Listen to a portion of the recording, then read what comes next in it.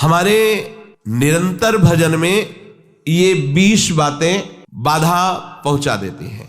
यदि हम अखंड भजन करना चाहते हैं, हमारा निर्दोष भजन हो, तो इन 20 बातों से बचना चाहिए। पहली है, अपने जीवन में जांच कर लेना।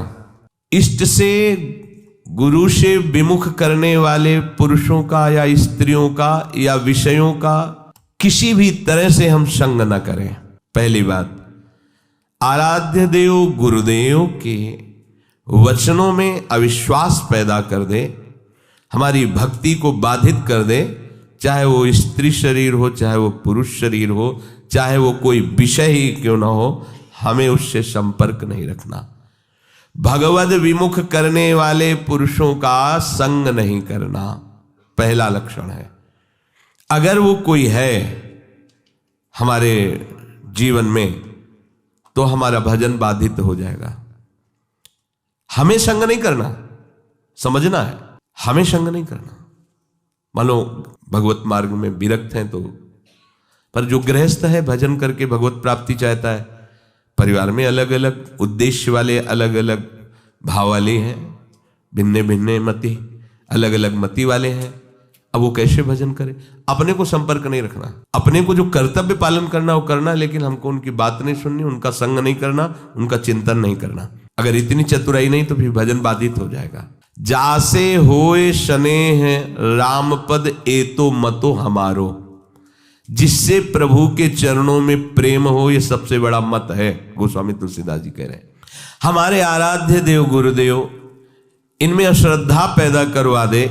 आराध्य देव का नाम, आराध्य देव की लीला, आराध्य देव का गुण महिमा धाम जो गुरुदेव से प्राप्त हुआ है, उसमें हमारी अरुचि करवा दे। इससे बड़ा शत्रु और कौन हो सकता है? क्योंकि लौकिक शत्रु तो हमारे देह को नष्ट कर देगा, लेकिन ये शत्रु तो हमारे आराध्य देव के संबंध को ही नष्ट कर रहा है, ये तो हमारे परमार्थ को ही नष्ट कर रहा है। सबसे पहला, इन 20 विघ्नों में आराध्य देव गुरुदेव के प्रति अश्रद्धा, अरुचि पैदा करवा दे। ऐसे बहिर्मुख कुसंगी का संग नहीं करना, चाहे वो स्त्री शरीरधारी हो, चाहे वो पुरुष शरीरधारी हो, या कोई विषय ही क्यों न हो। जिस विषय के सेवन से आराध्य देव गुरुदेव के प्रतिकूल आचरण बन जाए, हमें वो विषय सेवन नहीं करना। दूसरा, अधिक बोलना।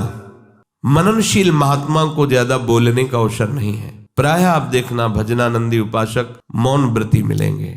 एक होता है जड़ मौन और एक होता है विचार मौन। उपासक को विचार मौन रहना ही चाहिए। आवश्यक है तो उत्तर दे दिया कम शब्दों में, अनावश्यक बात बोलनी ही नहीं है। कोई चाहे नाराज हो या प्रसन्न हो, हमें इससे मतलब नहीं।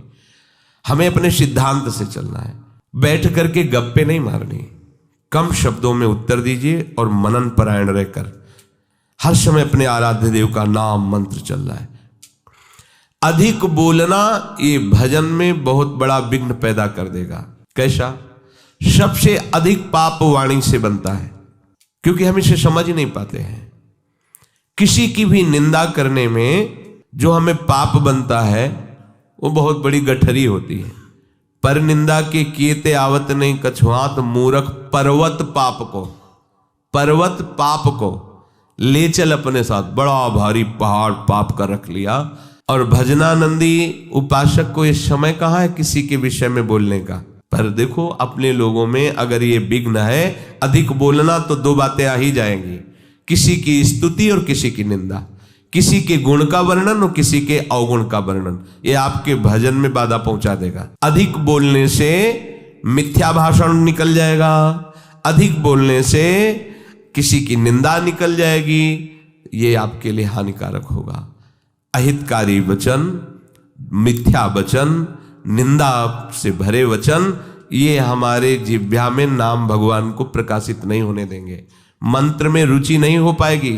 अधिक बोलना। तीसरा है नवीन नवीन भोगों को भोगने की इच्छा रखना।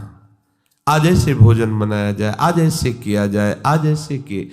किसी भी इंद्रियजन्य भोग को नवीन नवीन प्रक्रिया से भोगने की इच्छा रखना, ये भजन के लिए बहुत हानिकारक है। शरीर के प्राण पोषण के लिए ही हमें केवल अन्न जल आदि का आवश्यक ग्रहण करना होगा, जिससे हमारा शरीर भजन मार्ग में सहायता दे। बस। अगर इसी जन्म में भगवत प्राप्ति करना है तो आपको चारों तरफ से अपने आप को घेरना होगा। अगर हमारी इंद्रियां, हमारा मन विषय सेवन में ही बना रहा तो भगवदानंद किससे हम अनुभव करेंगे? कैसे हम भगवत चिंतन में तन्मय होंगे? बिना तन्मयता के आराध्य देव की अनुभूति नहीं होती। चौथा, अधिक सोना। जो बहुत नींद लेते हैं तो तमोगुण की अधिकता के कारण भजन नहीं बनता है। आपको आश्चर्य होगा कि ऐसा कैसे हो सकता है। भजन की जब लगन लगती है, 11 बजे रात्रि के शयन करना, 2 बजे उठ जाना, स्नान किया, शौच किया, वृंदावन की परिक्रमा की, ऐसी दिनचर्या, और 2 बजे दिन में माधुकरी मांग के पाना, कोई बाल भोग, ये सब चाय नाश्ता कुछ नहीं, 2 बजे दिन में। आपको लगेगा कि ऐसा कैसे हो सकता है। यही अपने यही वृंदावन, बाहर की बात नहीं है, वृंदावन की हितधाम की छोटी कुटिया की बात बता रहे हैं। बिजली का कनेक्शन कटा हुआ, नहीं चाहिए बिजली।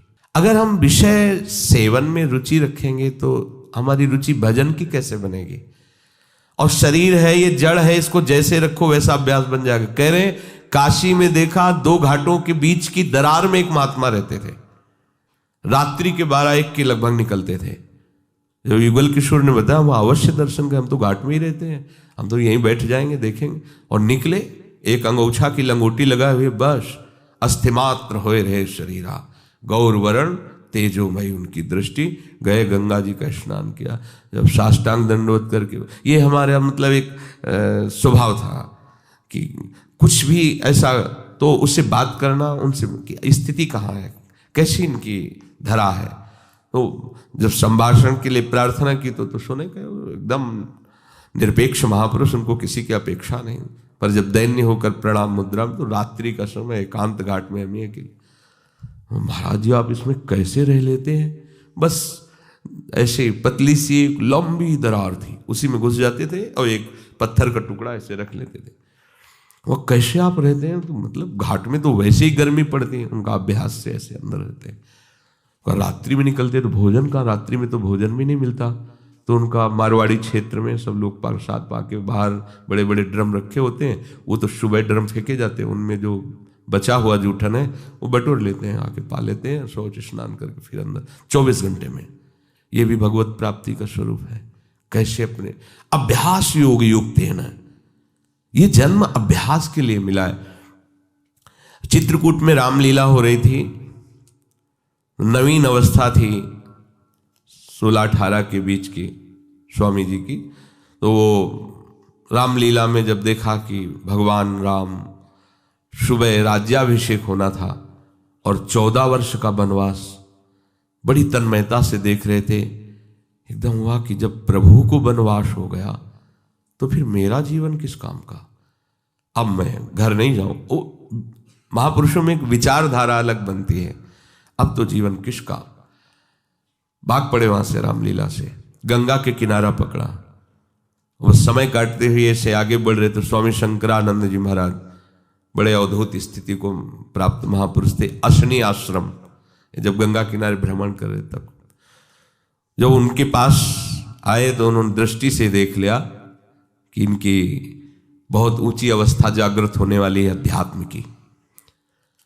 तो उनका बेटा कैसे तुम्हारा तो ये जो वेश है और ये अवस्था है तो पढ़ने की है, ऐसे कैसे? तो उन्होंने बताया, स्वामी जी मैं रामलीला देखकर भगवान का वनवास मैं सहन नहीं कर पाया, अब मैं निश्चय करता हूं कि आजीवन वनवास करूंगा। तो इस निश्चय का स्वरूप क्या होगा? उनका घोर वैराग्य से जीवन व्यतीत करना। तो उनका फिर संन्यास मार्ग ले लूं? कहाँ, दे दीजिए। नवीन अवस्था में गंगा जी में संन्यास दिया गया। संन्यास का होता है कि दिगंबर कर दिया जाता है, निर्वस्त्र, और गंगा में खड़ा किया जाता है। अब तुम्हारा कौन है? तो गंगा को साक्षी करके बोलता है, कोई नहीं, नारायण के सिवा मेरा कोई नहीं। फिर संस्कार किए जाते हैं, फिर इसके बहुत से संत उपस्थित रहते हैं, फिर उनको लोक मर्यादा के लिए लंगोटी दी जाती है और यहां तक केवल वस्त्र ढकने की अनुमति संन्यास को। जब उनको लंगोटी देने, उनका नहीं गुरुदेव, क्योंकि संस्कारी महापुरुष थे। तो कहा, लोग बोले अब लोक व्यवहार रहा कहां प्रभु? तो उनका ठीक है, ऐसा ही सही, चलो। तो कहां? बोले आश्रम। बोले नहीं, जहां हमें आपने संन्यास दिया, आजीवन आपके सामने नियम लेते हैं, यही जीवन व्यतीत करेंगे। तो गंगा का किनारा ही उनका घर था। जैसे गंगा बढ़ती ऊपर चले, जैसे घटती वैसे रेत, बस ऐसे दिगंबर नवीन अवस्था थी। और उनकी स्थिति ऐसी थी कि जटाओं के भार से ऐसे नशे में जैसे उन्मत्त महापुरुष भगवदानंद के, और शरीर की त्वचा एकदम मोटी ऐसे। अब गंगा किनारे मच्छर भी लगते हैं, सब समय समय पे गर्मी, बालू तप्त होती, वैसे क्या हुआ? क्या उनका शरीर नहीं था क्या? निश्चय इतना जोर का कि देह राग मिट गया। तो क्या आप में वो भागवतिक शक्ति नहीं है क्या? पर हम ये कह रहे हैं कि आप आकांक्षा क्यों करो कि हम कोई पहनने को मिले, खाने को मिले, ऐसी रहने की आकांक्षा करो, भगवत तत्व की ज्ञान की आकांक्षा करो, भगवत प्रेम की आकांक्षा करो, प्रियालाल के रूप रसास्वादन की, उनके श्री चरण सेवा की। ये आकांक्षा का विषय है। ये आकांक्षा का विषय थोड़ी है कि हम ये पहन लें, हम ये खा लें, हम ऐसी परिस्थिति में रहें, हमारी ऐसी हाई फाई व्यवस्था हो। हमारी मांग नहीं होनी चाहिए। हम स्वामी के आश्रित है, जैसा वो चाहे वैसा करें, जिसमें वो राजी उसमें हम राजी हैं। तो अधिक नींद लेने का यह स्वभाव उपासक को छोड़ना पड़ेगा। बिल्कुल ना सोना और बहुत सोना, आगे के श्लोक में भगवान मना करते हैं, दोनों को योग सिद्ध नहीं होता। बिल्कुल ना पाना और बहुत पाना, दोनों को योग सिद्ध नहीं होता। तो अधिक नींद लेना, इस पे शासन करो यदि भगवत प्राप्ति करना चाहते हो। आपकी दिनचर्या में सोने का आपका ठीक समय होना चाहिए। जितने महात्मा आज तक मिले उन सबकी दिनचर्या परिपक्व रही है। परिपक्व दिनचर्या 2-4 मिनट की बात नहीं कहते, नहीं, उनका उठना, उनका लेटना, उनका खाना, उनका पीना एक टाइम पे होता है। ऐसा नहीं है जब चाहा तब। अगर उस समय तक भोजन नहीं मिला तो इसके बाद वो भोजन नहीं पाएंगे, चाहे 56 प्रकार के भोग आ जाए। एक महात्मा जिस आश्रम में हम गंगा किनारे रुके थे उसी आश्रम में आए थे। शाम टाइम वो कुछ नहीं लेते थे, एक टाइम दोपहर में अगर भिक्षा मिल गई तो लेते थे। प्रायः कौन इनके पीछे पड़ता है, खान पान के पीछे। जिसकी लगन लग जाती है प्रभु की प्राप्ति का, ये तो बहुत छोटी बातें हैं। इन महापुरुषों को देखो, वो शाम के जो उस आश्रम में आए जहां हम टिके हुए थे, तो उनको गाय वहां आश्रम में थी, तो संतों को शाम के बयारू कराई जाती थी, एक एक गिलास दूध दिया जाता था। तो बयारू तो करते नहीं थे, जब दूध तो उनका नहीं, हमारा नियम है, मैं एक बार दिन में जो भगवत इच्छा से मिलता पाते हैं, फिर नहीं। अरे नहीं स्वामी, दूसरी बार पूछते ही उनकी दृष्टि बन, ये क्या है, ये कोई स्वागत है? अरे परमार्थ के पति होकर के नियम को तोड़ने के लिए तुम जोर दे रहे हो, ये क्या प्राण पोषण करना ही साधु का धर्म है क्या? हटाइए, आप कैसे साधु हो, बार बार हमको खाने के लिए प्रेरित। डांट दिया, अपने खुशी हो जाएंगे, दूध दे रहे हैं गाय का, भाई इतना प्यार कर। प्यार नहीं देखा जाता, अपना लक्ष्य देखा। आप कितना आराध्य देव से प्यार करते हैं? हमें विषय सेवन के लिए कोई प्यार दे तो इसे प्यार कहते हैं क्या? आराध्य देव के चरणों जासो हो सने राम मत, राम पद ए तो मतो हमारो। अधिक भोजन, 5वां है अधिक भोजन। सच्ची मानिए, ये अनुभव की बात कहते हैं। अल्पाहार और अधिक भोजन दोनों आप करके देख लो। अधिक भोजन करने वाले की भजन में रुचि नहीं रहेगी। अगर दोनों टाइम आप भोजन जितना चाहिए उससे अधिक लोगे तो आप ब्रह्मचर्य रह ही नहीं सकते, आप भजन कर ही नहीं सकते, आपकी भजन में रुचि नहीं रहेगी। वो एक खिलवाड़ केवल होता रहेगा, दिन पार होता रहेगा। और आप 2-4 दिन आपको थोड़ा परेशानी पड़ेगी किसी भी संयम को धारण करने के लिए, आप उसे धारण कीजिए, फिर आप देखिएगा। अगर आप 15-20 दिन ऐसे संयम से चले, फिर आपको हम ही छूट दे दें तो आप कहोगे नहीं बस ऐसा ही ठीक है। धीरे धीरे आपको हर इंद्रिय, हर वृत्ति को अपने आराध्य देव प्रियालाल में समर्पित करना है। रोज का रोज हमारी आयु नष्ट हो रही, हमारा लक्ष्य केवल यही बना हुआ है, संसार के भोग। सोचो हम कहां खड़े हैं, हमें कहां पहुंचना है। अधिक भोजन ये भजन का विघ्न है, 5वां। और 6ठा है उपासक होकर हंसी मजाक गंदी करना। उपासक भी हंसते हैं अपने आराध्य देव की, अपने उपासना की, उपासक जन मिलकर वार्ता। ऐसा नहीं कि संसारिक उनको कॉमेडी उनको सुन के हंसना पड़े, उनको वो प्रोग्राम देखना पड़े कि हाँ चल रहा है कॉमेडी को हम हंस रहे हैं। ये साधना है क्या? हंसने के लिए तुम्हें तो प्रियालाल बहुत है, हास परिहास रसिका। या उपासक जन आपस में बैठ करके भगवत वार्ता, पवित्र वार्ता से विनोद, नहीं तो विनोद की ठौर कहाँ है? बिल्कुल नारायण हरि भजन में 5 न सुहात, विषय भोग निद्रा हंसी जगत प्रीति बहुबात। तो हंसी मजाक करना ये उपासक का भजन का विघ्न है, ऐसा न करें। 7वां है अपने रिश्ते नातेदारों के प्रति आसक्त हो जाना, जैसे स्त्री पुत्र और भी जो संबंध है इनमें आसक्त, भजन नहीं बन पाएगा। सबकी ममता ताग बटोरी, मम पद मन ही बांध पर डोरी। 8वां है क्रोधी स्वभाव बना लेना, जरा से कोई बात करे तो बस एकदम गुस्सा हो जाए। नहीं नहीं, आप भजन करने वाले हो, कभी कभी किसी की प्रतिकूल चेष्टा, अब जैसे आप परमार्थ में चल रहे हैं, किसी को परमार्थ संबंधी ही आप सावधान कर रहे हैं, वो आपके सामने ही प्रतिकूल आचरण कर रहा है, आपको गुस्सा नहीं होना है। ये आपकी भी तो परीक्षा हो सकती है, भगवान आपको भी तो देख रहे हैं कि आप उपदेश ही केवल देते हैं या आपके भी जीवन में कुछ है, इसलिए आप खुद देखो आपके जीवन में क्या है। उस समय आप प्रशांत आत्मा विवेक के द्वारा अगर कहीं भी स्फुरण हो रहा है क्रोधा, तो उसे शांत कीजिए। वो क्रोध दूसरे का अहित करेगा कि नहीं करेगा, पर आपका हित हो जाएगा, आपका हृदय अपवित्र हो जाएगा, आपके हृदय में जलन पैदा हो जाएगी। क्रोध रूपी विकार भजन को बहुत ज्यादा ढकता है। पूज्य श्री पाद बुढ़िया बाबा जी महाराज, 1 महीने में अगर कस के 1 बार गुस्सा आ गई तो 1 महीने का भजन ढक जाएगा, वो भागवतिक तेज प्रकाशित नहीं हो पाएगा।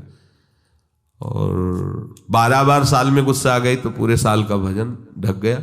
और यहाँ दिन में 12 बार आ जाता होगा गुस्सा, ये ऐसा कैसे, ये ऐसा कैसे। गुस्सा नहीं करनी, क्रोध नहीं आने देना अंदर से। 9वां है हिंसा करना। हिंसा वाणी से भी होती है, मन से भी होती है और शरीर से भी होती है। जो भगवत मार्ग का पथिक है सावधान रहता है शरीर से, तो हिंसा मुश्किल ही बनती है। किसी भी जीव को कष्ट देने का स्वभाव होने वाला साधक कैसे हो सकता है? किसी भी जीव को पीड़ा देने वाला कैसे साधक हो? परमार्थ का पथिक वो हो ही नहीं सकता, वो तो नाटकबाजी है। किसी भी जीव को शरीर से पीड़ा कैसे दे सकता है? वो नहीं दे सकता। बड़ी सावधानी रखने की जरूरत है। किसी भी जीव को नहीं, सांप मारो मारो मारो, बिच्छी मारो, कुछ को देखते छिपकली ऐसे भयभीत हो जैसे मगरमच्छ हो छिपकली, हाँ उसको निकाल के मार, ये सब बिल्कुल सावधान। बाबा श्रीधर जी महाराज कालीदय 10-12 छिपकली मच्छरदानी में ऊपर, मच्छरदानी ऐसी मच्छर के हाथ 10-20 जगह से डाल सकते हो, ऐसी मच्छरदानी लगी थी। क्या रात दिन भजन में डूबे हुए। वो ऐसा नहीं था कि वो छिप जो जाते थे अपने लोग। तो आपका लक्ष्य प्रभु है तो आप में सबको प्रभु को देखना होगा, सब में प्रभु, कोई भी बाधा नहीं पहुंचा सकता। सेनपुर में आपको मतलब ये बात ऐसा लगेगा कि शायद अत्युक्ति करके कही जा रही हो, जैसे काले चींटे घूमते हैं ना, ऐसे भूरी और काली बिच्छी घूमती थी शाम के, और एक से एक कोबरा, किंग कोबरा, बड़े बड़े सांप, क्योंकि गंगा का किनारा, भीषण जंगल, और एक पंजीरी बाबा, बूढ़े बाबा उधर रहते थे और दूसरे हम वहां थे। और वो कान के बहरे थे कि हल्ला बचाओ तो सुनाई न दे। अब केवल भगवत आश्रय ले ही तो और क्या वहां रह सकता है। बस दृढ़ निश्चय था कि अगर संयोग है तो काटेगा, नहीं तो नहीं काटेगा। तो बहुत समय तक रहने पर कभी बिच्छी ने नहीं मारा, कभी सांप ने। ऐसे आसन में बैठे हुए और ऐसे सांप जा रहे हैं, ऐसे बिचखा पर सांप। उल्लुओं की आवाज तो ऐसे जैसे कोई संगीत गा रहा हो, 14 राग से उगाता है उल्लू, 14 प्रकार की आवाज होती हो, हर आवाज में एक भय उत्पन्न हो। गंगा जी के किनारे तो प्रतिध्वनि भी होती थी उसकी, अंधेरा न कोई लाइट न कुछ, केवल प्रभु ही प्रभु, मंत्राकार वृत्ति। अरे जो पीछे संत महात्मा इसीलिए ऐसे स्थानों का चयन करते थे, अन्य आश्रय नहीं, केवल भजन ही करना पड़ेगा, दूसरा उपाय नहीं है। हिंसा ना तो शरीर से होनी चाहिए, और वाणी से भी हिंसा होती है। किसी के दिल में दुख पहुंचाने वाली वाणी बोलना हिंसात्मक वाणी है नहीं। सबके दिल में दिलवर वास करता है, उसी की हम उपासना करते हैं। हमको ऐसे कठोर वचन नहीं बोलने हैं जिससे उसका हृदय दुखी हो जाए। हम अपनी बात कह देते हैं, ना मानो आपका, देखो भगवान गीता जी बोल दिए ना, मानो या ना मानो तुम्हारी बात है। मानोगे तो भगवदानंद में रहोगे, नहीं मानोगे तो विषयानंद में डूबोगे। और एक होता है मन से हिंसा करना, ये ज्यादा होता है। शरीर से हिंसा करना तो साधक मार्ग में बहुत ही निंदनीय है। वो तो शायद ही कोई ऐसा मूर्खतावश कर दे, नहीं तो नहीं करेगा। क्योंकि वो साधक मार्ग में चल रहा है, उपासना मार्ग में, काहे कि किसी जीव की हत्या करेगा। वाणी से वो भी चूक कर सकता है, किसी को ऐसे दुखद वचन जाओ भोगोगे, ये भी दंड है ना, ये भी आप हिंसात्मक वचन बोल रहे हैं। अगर आप भजन करते हैं और आपका वचन लागू हो गया, जाओ भोगो, तो आपने उसके लिए विधान कर दिया ना दुख का। तो साधु से होए न कारज हानि, साधु तो परहित परम मंगल करने वाला होता है, उसके दुख का विधान कैसे करें। और मन से होता है कि जब कोई हमारे प्रतिकूल चलता है तो एक जलन होती है, उस जलन में हमारे अंदर निकलता है, भोगोगे तुम, फिर आगे चल करके तुम देख लेना तुम्हारी दुर्गति होगी, तुम अमुक कष्ट पाओगे, जाओ ऐसा ऐसे। वो जो मन है ना, वो अपने आप संकल्प करता है, तब इसको समझ में आएगा कि ये जो हमारी प्रतिकूलता कर रहा है ना, तब इसको समझ, ये सब बातें नहीं होनी चाहिए। अगर ये बातें हैं तो आपके भजन में टांग टूट जाएगी आपकी, आप भजन की चढ़ाई पे नहीं चढ़ पाएंगे। ये टांग तो सुरक्षित बनी रहे चाहे, लेकिन भजन की चढ़ाई आप नहीं चढ़ पाएंगे, आप फिसल जाएंगे। जो दूसरे का तनिक भी अहित सोचता है, उस दूसरे का अहित हो या ना हो, तुम्हारा उसी क्षण से अहित शुरू हो गया, उसी क्षण से तुम्हारा हानि शुरू हो गया। 10वां है काम विकार। ये चाहे कर्म मार्ग का पथिक हो, कर्मयोग, भक्ति योग, ज्ञान योग, ये तीनों मार्गों में अपना एक छत्र बाधा का राज्य उपस्थित करता है काम। ये छोटी मोटी शक्ति नहीं, चाहे ज्ञान मार्ग में हो, चाहे कर्मयोग मार्ग में हो, चाहे भक्ति योग मार्ग में हो। ये ऐसा भागवतिक सैनिक है कि हर जगह इसका प्रवेश है, विघ्न पहुंचाने की इसमें ताकत है, इसीलिए सब इससे डरते रहते हैं। अगर इससे डरते रहोगे तो निर्भय हो जाओगे, और इससे डरना बंद कर दोगे तो फिर डर तुम्हें कभी छोड़ेगा भी नहीं। ध्यान रखना, यही डर ही डरपि हरिवंश हित। महाप्रभु कह रहे हैं डरते रहो। ना जानो छिनंत कवन बुद्धि घटई प्रकाशित, छुटी चेतन जो अचेत तेऊ मुनि भय विश्वासित। महाप्रभु कह रहे हैं डरते रहो, ये बात से डरते रहो। एक संत भगवान कह रहे थे काला सर्प काट ले तो उसका उपचार हो सकता है, लेकिन ये काम अपना अधिकार हृदय पे कर ले, ये डस ले, इसका उपचार नहीं हो सकता। ये ऐसा जहर है कि वो लहरें लेते रहो, पूरा जीवन वो नशा चढ़ा रहेगा उसका। और जैसे जैसे आपकी आयु कम होती जाएगी, मतलब अवस्था शरीर की बढ़ती जाएगी, आयु कम, वैसे वैसे और बढ़ता जाता है। जैसे जैसे आपकी शरीर शक्ति क्षीण होती, वैसे ही वासना और रंग लाती, क्योंकि दुर्गति करना है ना। इससे चाहिए कि भगवान नाम और भगवत आश्रय के बल से इस विकार को सह कर शांत किया जाए। जितना आप सहनशील होगे उतने ये शांत होता चला जाएगा। 11वां, अपनी निंदा होने पर सहन न करना। ये भजन में बाधा है। जब अपनी निंदा हो तो आनंद मनाना चाहिए अंदर से, कि जो हमें प्रारब्ध भोग भोगना था दंड रूप में, वो निंदा करके उसको नष्ट कर रहा है, बड़ी कृपा हुई। अंदर से इस बात को समझिएगा। अगर हमारी कोई निंदा कर रहा है तो हमें आनंदित होना चाहिए, हमारा परमार्थ मार्ग साफ हो रहा है। ध्यान रखना, हमारा परमार्थ मार्ग जो बाधित होने वाला था उसकी निंदा से कट गया। बहुत बड़ा प्रभाव है। बिना भोगे तुम्हारे प्रारब्ध का नाश करा दे वो निंदक है, इससे बड़ा कोई हमारा सहयोगी नहीं है। साधो निंदक मित्र हमारा, चरणदास जी ने इसमें बड़ा आशीर्वाद दिया है कि जो कोई निंदा करे हमारी उतरे भव से पारा साधो, क्योंकि उसने हमारे परमार्थ को साफ कर दिया। प्रशंसा करने वाला तो परमार्थ में रोड़ा पैदा कर दिया, देहाभिमान फिर पुष्ट होगा और भगवत चरणारविंद का आश्रय छूट जाएगा। लेकिन निंदा करने वाले ने भगवत आश्रय पुष्ट कर दिया, परमार्थ को बिल्कुल पवित्र और साफ कर दिया। आए हुए बुरे प्रारब्ध को नष्ट करने के लिए ये जो हमारी प्रभु निंदा कराते हैं, बहुत कृपा है छुपी हुई इसमें। उसे हमें भोगना पड़ता, सड़ना पड़ता। कई बार सुनाया है कि भगवान वशिष्ठ जी कुल पुरोहित थे और वो चक्रवर्ती सम्राट पे पद में थे, तो उनके शरीर में किसी पूर्व कर्मा अनुसार वो कुष्ठ हो गया था, गलित कुष्ठ। तो राजगद्दी पे थे, ढक के से रहते। तो वशिष्ठ जी से कहा इससे जीना से अच्छा है मर जाना, हम अपनी सभा में भी खुल के नहीं बैठ सकते हैं, सब गलित कुष्ठ। कोई उपाय है? तो उनका कर्म का फल तो भोगना पड़ता है। अवश्य में भोक्तव्यम कृतम कर्म शुभाशुभम। होगा महाराज कोई भी दान पुण्य कुछ ऐसा जो आप दुर्गा दान पुण्य से नष्ट नहीं होगा। एक उपाय है, आपके बड़े भ्राता की जो पत्नी, बड़े भ्राता युद्ध में मारे गए, आप रोज जाके उनको भगवान श्री राम का चरित्र सुनाइए जो आ गया।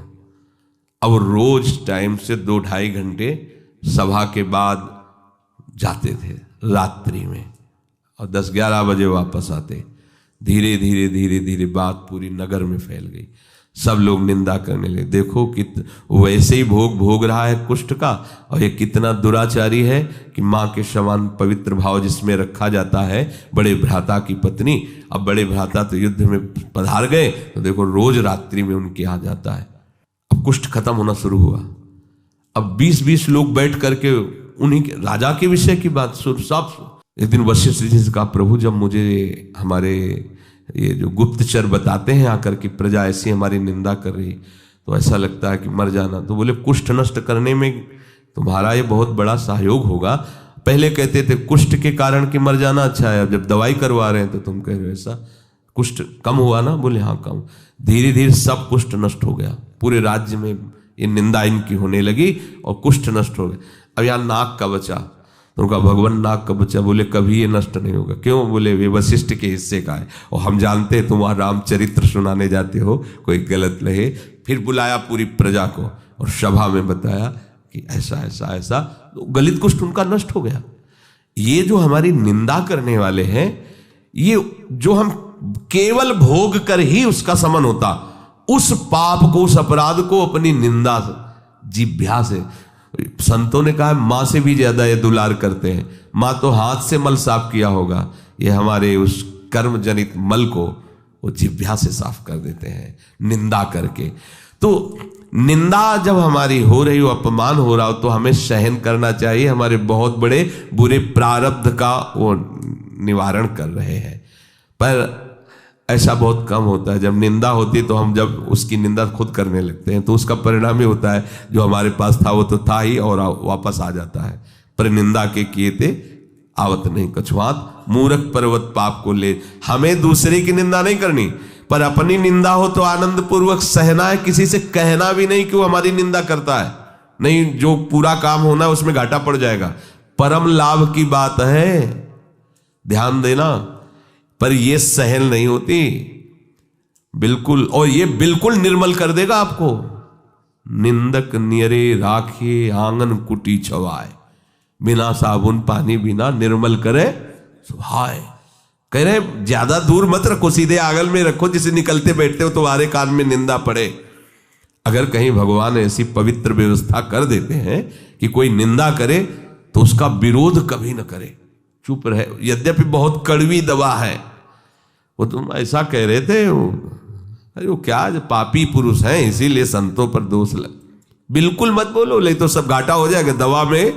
फिर वो उतनी सामर्थ्य नहीं रह जाएगी आपका जो रोग नष्ट होना है। शांत चुपचाप सह जाओ। जैसे कोई कहे कि वो ऐसी निंदा कर रहे थे, हाँ तो इसी लायक हम ही है ना, राधा राधा, आगे बढ़ो, अपना काम बन रहा है। श्री जी कितनी कृपालु है, बिना भोगे हमें निर्मल करके आगे बढ़ा रही। और 12वां है स्वयं दूसरों की कभी निंदा ना करना और ना सुनना। देख लो ये भजन के विघ्न है। अपनी जबान से किसी की निंदा नहीं करना, अपने कान से किसी की निंदा नहीं सुनना। और 13वां है अपनी दिनचर्या में आलस्य न करना। ये बहुत रोज 4-4:15 बजे जाना पड़ता है, कभी कभी तो सो लेते हैं या प्रमादित नहीं, या शरीर चलने लायक नहीं रहा तो बात है, नहीं तो आलस्य साधु के, उपासक के परमार्थिक जीवन में बहुत बड़ा शत्रु। आलस्य नहीं होना चाहिए। और शौकीनी, कोई भी वस्त्र, खान पान, कुछ भी शौक के लिए नहीं होना चाहिए।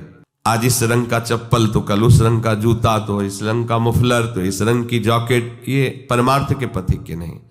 जो आपके पास वस्त्र है आराम से, उनके लिए आप शौक मत रखो कि अब ऐसा आए अब वैसा, और किसी भी तरह की कोई शौकीनी के लिए वस्तु का प्रयोग न करो। 15वां, किसी भी तरह की प्रसिद्धि को अपने में स्वीकार मत करो।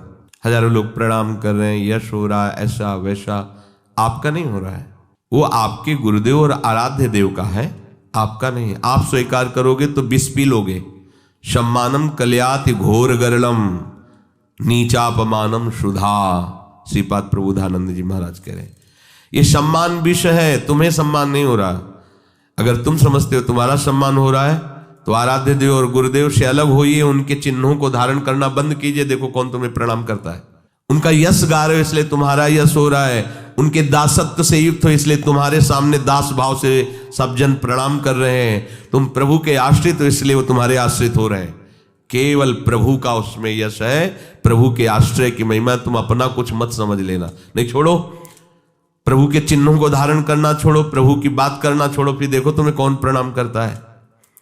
तो जो भी यश कीर्ति बड़ाई सम्मान है वो हमारे गुरुदेव का है, उन्हीं के सजाए सज रहे हैं, उन्हीं के द्वारा दिए हुए मंत्र उपासना से हम आनंदित हैं, उन्हीं के आश्रय के कारण ये सब है, अपना अस्तित्व नहीं है।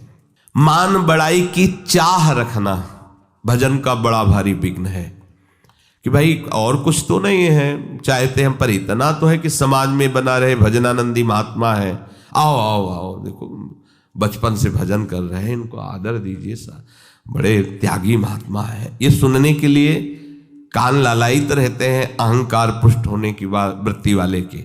ये नहीं होना चाहिए। जब कोई तुम्हारी बड़ाई करने लगे तो तुम्हारे हृदय में एक संकोच जनित चुभन होनी चाहिए।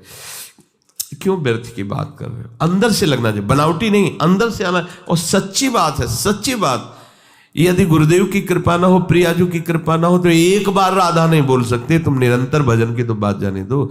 एक दिन निष्पाप व्यतीत होना कठिन हो जाएगा, निष्पाप एक दिन व्यतीत होना कठिन हो जाएगा, और तुम्हारा जीवन निष्पाप हो रहा है केवल गुरु कृपा, आराध्य देव की कृपा। 17वां, अपने में श्रेष्ठता जनित अभिमान होना, गुरुपन होना।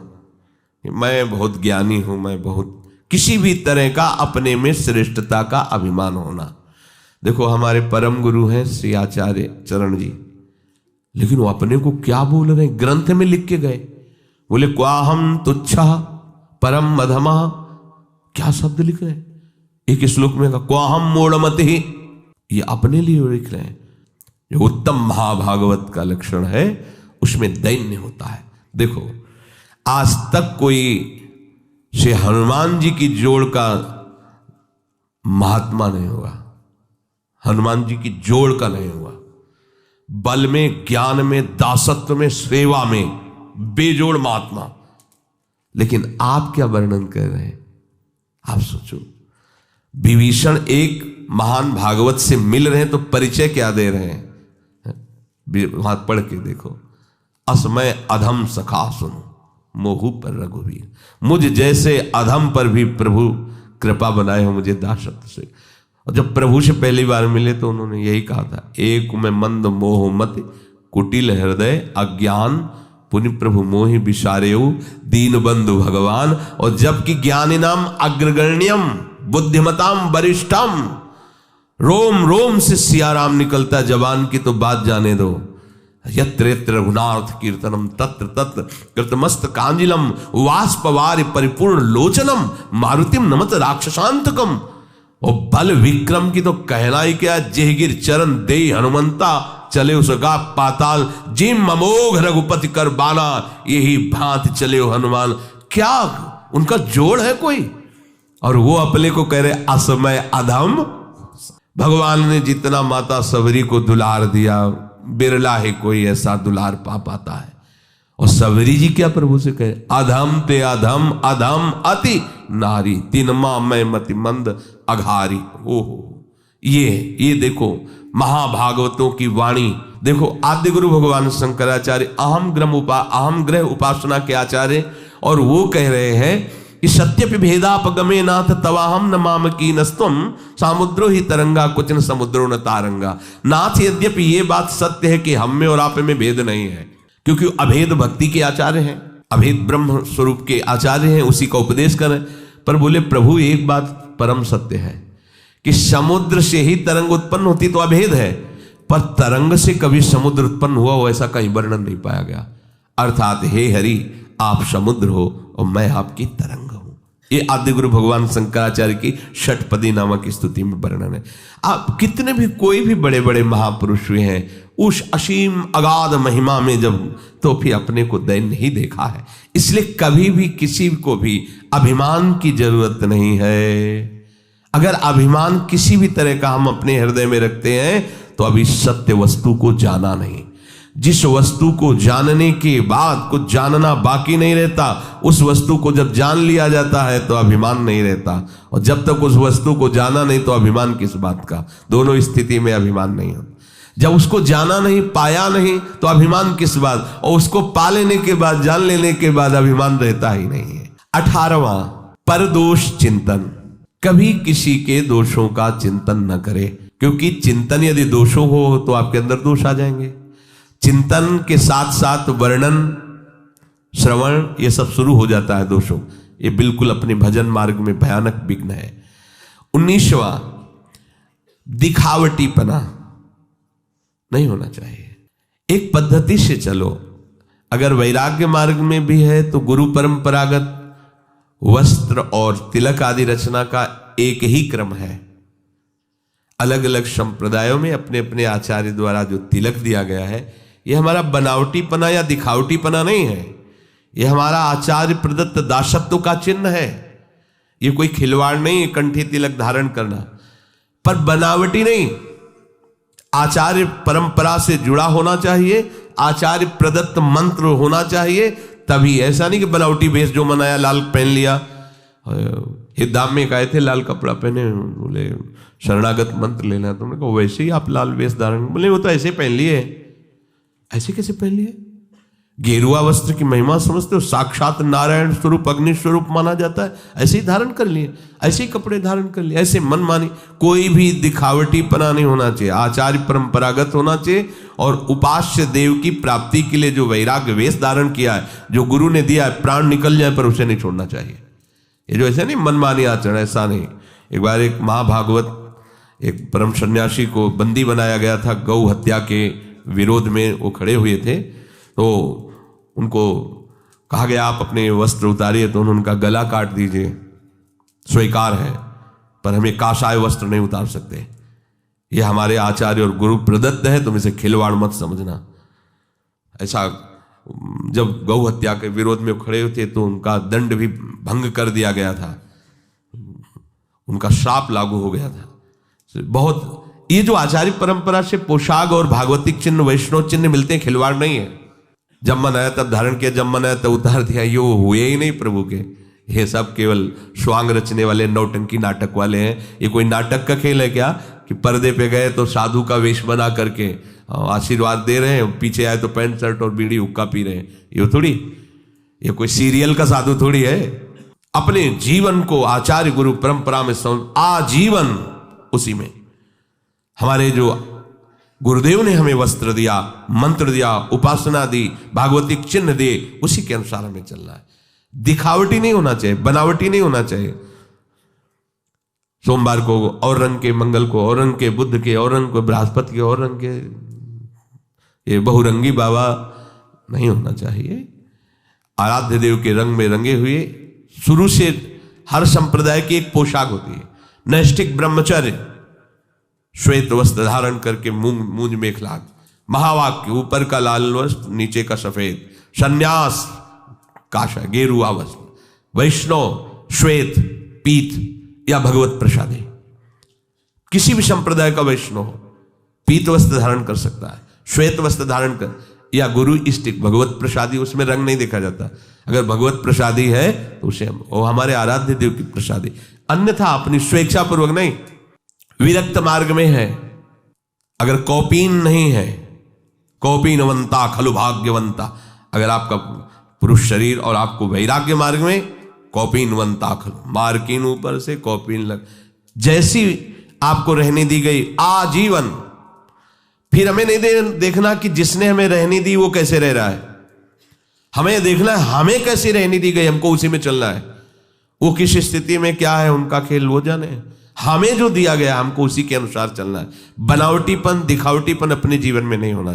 और 20वां है आवश्यकताओं को बढ़ा लेना, जो आवश्यकताओं को बढ़ा लेता है भजन में विघ्न है। बहुत कम आवश्यकता में आपकी दिनचर्या व्यतीत होनी चाहिए। आपका भोजन, आपका वस्त्र, आपका प्रकृति का प्रयोग कम होना चाहिए। जितना प्रकृति के भोक्ता बनेंगे उतना ही प्रकृति आप पर शासन करेगी, अधीन हो जाओगे।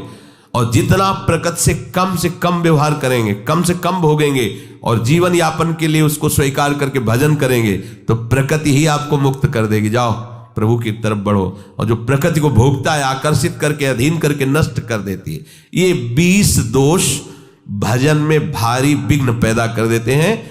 भजन से विमुख पुरुषों का संग, अधिक बोलना, विषय भोग की इच्छा रखना, अधिक सोना, अधिक भोजन, हंसी मजाक, स्त्री पुत्र आदि में अधिक आसक्ति होना, क्रोध, हिंसा, काम विकार, निंदा आदि सहन न कर सकना, स्वयं दूसरों की निंदा करना, आलस्य, शौकीनी, प्रसिद्धि, मान बढ़ाई, गुरुपन, परदोष चिंतन, दिखावट, आवश्यकताओं को बढ़ा लेना। ये 20 बातों से बचा जाए तो हमारा निरंतर भजन चलेगा।